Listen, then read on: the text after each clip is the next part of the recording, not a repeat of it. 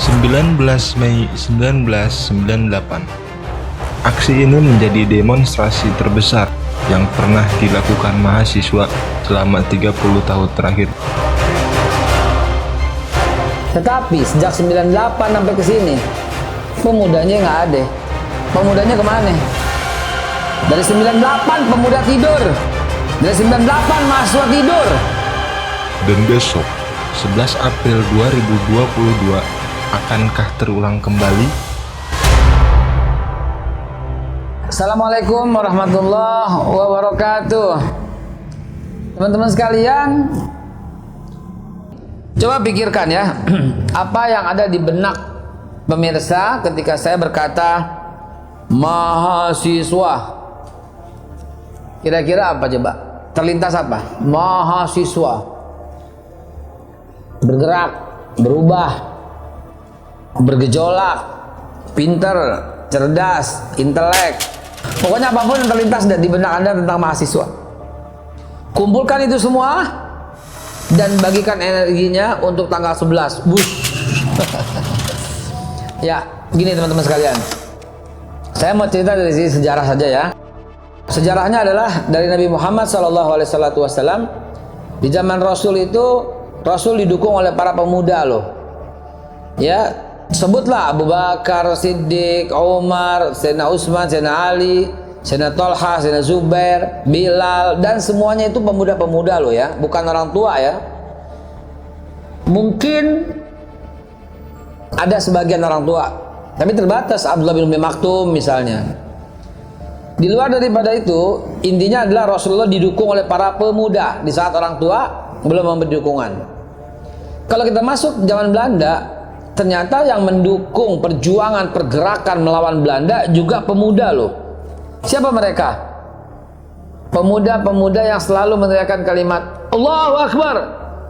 Itu yang melawan Belanda, dan Belanda menuduhnya mereka kowe orang ekstremis kata Belanda.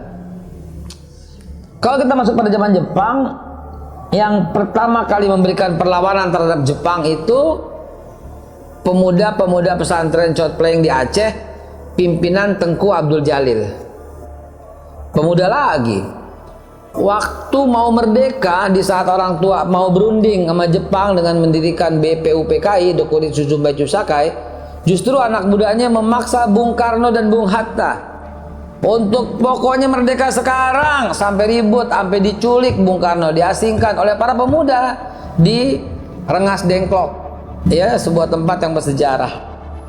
Jadi intinya apa dong? Pemuda selalu terdepan dalam pergerakan dan perubahan. Begitu almarhum Pak Presiden Soeharto, sebelumnya almarhum Presiden Soekarno berkuasa, tahun 66 diturunkan dengan paksa oleh siapa? Pemuda lagi yang kita kenal dengan eksponen 66. Ya. Babe gua di situ. Dan banyak kawan-kawannya ya, Pak Ibrahim Rishad dan sebagainya. Dan akhirnya Bung Karno turun, sang proklamator, sang legenda turun, dilanjutkan kepemimpinan oleh Pak Harto. Ketika Pak Harto sudah 32 tahun berkuasa, lagi-lagi Angkatan 98 yang turun, ya, menduduki gedung MPR DPR ya waktu itu ya. Dan seterusnya sampailah kemudian masa reformasi. Tetapi sejak 98 sampai ke sini, pemudanya nggak ada. Pemudanya kemana? Dari 98 pemuda tidur. Dari 98 mahasiswa tidur. Dan akibatnya kalau mahasiswa tidur kayak begini, minyak goreng langka. Akibatnya oligarki terlalu berkuasa. Akibatnya harga-harga menjadi melambung tinggi. Dulu zaman Pak SBY naikin harga 500 perak, demonya luar biasa. Ada yang partai yang mau mengerahkan 15.000 anggotanya. Tapi sekarang naik lagi. Kok nggak ngepek ya?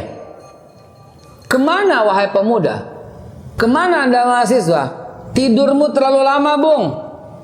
Bangunlah putra putri Ibu Pertiwi. Gitu kata Iwan Fals. Berkibarlah benderaku singkirkan benalu di tiangmu.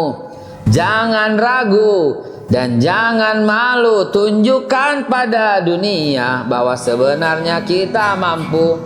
Setelah itu kita berkata, pagi tadi, esok hari, atau lusa nanti, Garuda bukan burung perkutut, sang saka bukan sandang pembalut. Dan coba kau dengarlah, Pancasila itu bukanlah rumus kode buntut yang hanya berisi khayalan dan seterusnya. Itulah kata Iwan Fals.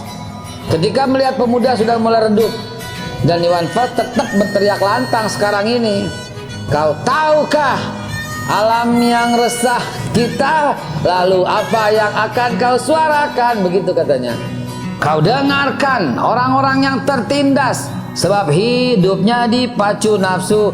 Kau rasakan sakitnya orang yang tertindas oleh derap sepatu pembangunan IKN. Maaf, nggak ada IKN nih. Maaf Bang Iwan. Jadi begitulah kurang lebih. Banyak yang menderita dengan derap sepatu pembangunan yang ternyata hanya mewujudkan nafsu semata dan kepentingan politik sesaat demi keuntungan yang secuil, kata Bang Iwan gitu. Baik, saya abaikan itu semua. Saya mau kembali kepada persatuan. Anda yang akan turun pada tanggal 11 besok, tiru kami para senior-seniormu.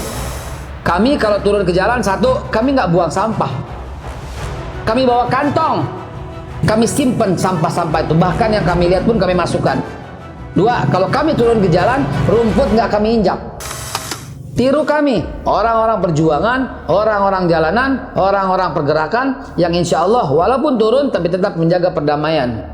Tiru kami para senior-seniormu, wahai para mahasiswa. Kami kalau turun ke jalan tidak akan merusak. Tidak ada bangunan yang kami rusak, tidak ada bangunan yang kami lempar, tidak ada. Tidak ada orang yang tersakiti, tidak ada jalan yang membuat macet, kecuali memang ditutup oleh polisi. Makanya kerjasama sama polisi, kerjasama sama TNI supaya tertib dan aspirasimu tersampaikan. Jangan ada narasi kebencian dalam 11 April besok.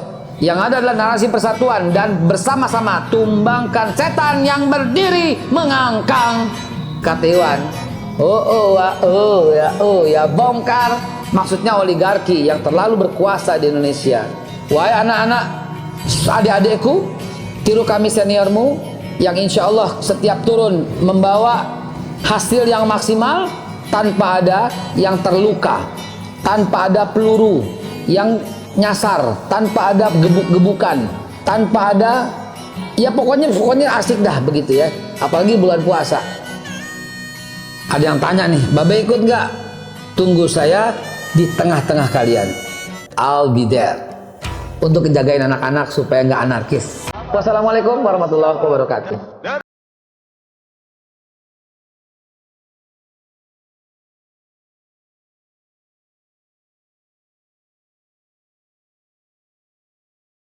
Cyber TV, inilah saluran pemersatu bangsa yang menyatukan semua elemen, semua anak bangsa.